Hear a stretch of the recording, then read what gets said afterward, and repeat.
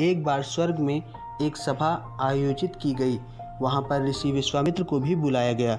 ब्रह्मर्षि वशिष्ठ और विश्वामित्र जी के बीच राजा हरिश्चंद्र के सत्यनिष्ठ होने पर शर्त लगी और विश्वामित्र जी ने कहा कि मैं राजा हरिश्चंद्र की परीक्षा लूँगा और अगर वह अपने सत्य धर्म पर अडिग रहा और अपने धर्म पालन से नहीं हटा और विजयी हुआ तो मैं उसे अपना आधा तपोबल दे दूंगा।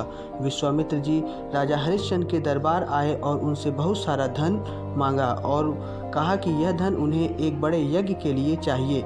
राजा हरिश्चंद्र तैयार हो गए और धन दे दिया, लेकिन विश्वामित्र बोले, मेरा धन अपने पास रखो अपने राजकोष में, और जब मुझे आवश्यकता होगी तब मैं मांग लूँगा। इसके बाद विश्वामित्र जी ने अपने तपोबल से जंगली भालू, शेर और डाकुओं को उत्पन्न किया और हरिश्चंद्र के राज्य अयोध्या में आतंक फैलाने और लोगों को मारने के लिए भेज दिया।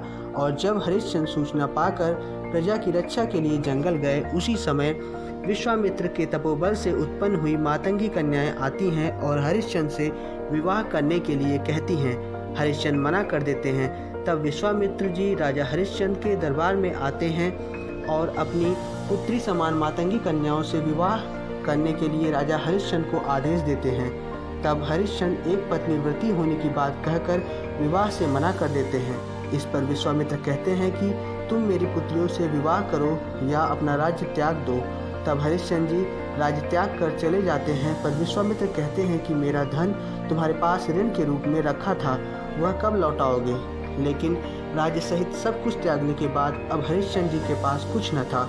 पर हरिश्चंद्र जी कहते हैं कि 1 महीने का समय दीजिए, मैं आपका ऋण लौटा दूंगा। हरिश्चंद्र उनकी पत्नी तारामती और पुत्र रोहित के साथ राज्य त्याग कर चले जाते हैं और ऋण लौटाने का प्रयास करते हैं, पर कोई मार्ग नहीं मिलता है। विश्वामित्र के एक शिष्य नक्षत्र भी हरिश्चंद्र के साथ साथ जाते हैं ताकि हरिश्चंद्र जल्दी से जल्दी विश्वामित्र का ऋण लौटाकर नक्षत्र को दे दें। ऋण लौटाने का कोई उपाय नहीं मिल पाता। समय बीतता जाता है और लगभग 1 महीने बीत जाता है। तब तारामती के कहने पर हरिश्चंद्र अपनी पत्नी को एक दासी के रूप में एक ब्राह्मण को बेच देते हैं। पुत्र रोहित भी तारामती जी के साथ जाता है। ब्राह्मण की पत्नी तारामती और पुत्र रोहित पर तरह तरह के अत्याचार करती है। एक दिन रोहित जंगल में लकड़ियाँ बीनने के लिए गया था। तब विश्वामित्र के द्वारा भेजे गए सांप के द्वारा उसे डस लिया जाता है और जिससे उसकी मृत्यु हो जाती है। इधर ऋण लौटाने के लिए हरिश्चंद्र काम की तलाश में था। जब कोई काम नहीं मिलता तब वह खुद को एक कसाई के हाथों बेच देते हैं और विश्वामित्र का ऋण नक्षत्र को लौटा देते हैं और खुद एक डोंग के रूप में शमशान में कार्य करने लगते हैं। रोहित की मृत्यु के बाद जब तारामती अपने पुत्र का शव लेकर शमशान जाती हैं तो हरिश्चंद्र वहां पर मिलते हैं, पर पुत्र के शव के दाह संस्कार करने के लिए अपनी पत्नी से कर मांगते हैं, जो कि उन्हें अपने मालिक को देना था। तारामती के पास कर चुकाने को कुछ नहीं था और पुत्र के शव को हरिश्चंद्र के पास छोड़कर कर की व्यवस्था करने के लिए चली जाती हैं। तभी रास्ते में उनका पैर एक राजकुमार के शव से टकरा जाता है और तभी वहां राजा के सैनिक आ जाते हैं और तारामती को ही छोटे राजकुमार का हत्यारा मानते हुए राजा के पास ले जाते हैं और राजा तारामती को राजकुमार की हत्या के आरोप में मृत्युदंड दे देता है, जबकि यह सारा प्रसंग विश्वामित्र द्वारा ही रचा गया था। सैनिक तारामती को मृत्युदंड देने के लिए शमशान लाते हैं। वहां पर हरिश्चंद्र को उसका मालिक तारामती के सिर को धड़ से अलग करने का आदेश देता है।